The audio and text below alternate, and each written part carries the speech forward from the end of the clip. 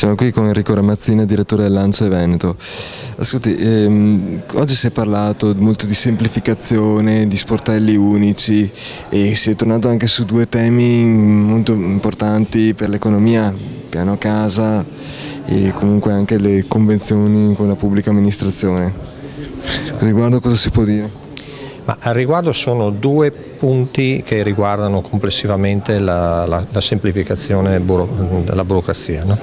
Rispetto alla pubblica amministrazione. Noi abbiamo necessità di accelerare tutte le procedure, di semplificarle, di non renderle più trasparenti con una regolamentazione, ma renderle trasparenti nella loro entità, nella loro efficacia. Allora, piano casa è stato varato di recente ed è un tema molto importante in termini sia di riqualificazione delle nostre città sia in termini anticiclici.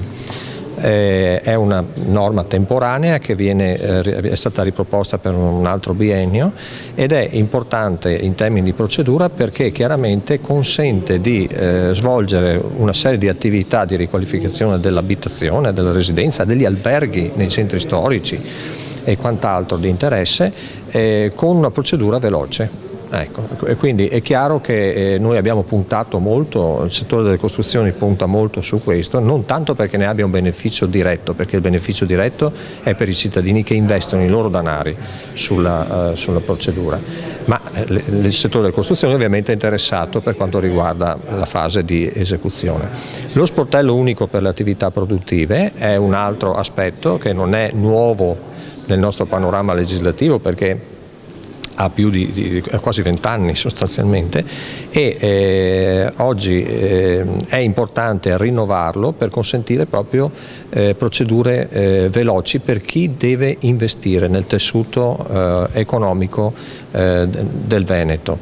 Noi chiediamo fortemente che l'attività dello sportello unico venga estesa anche all'attività dell'edilizia.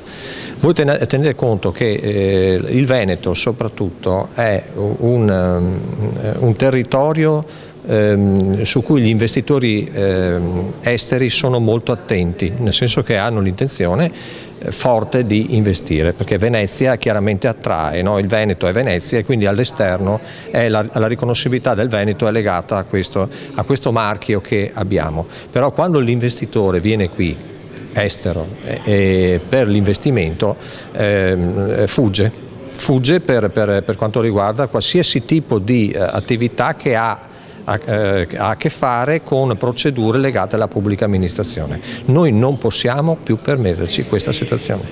Perfetto, grazie.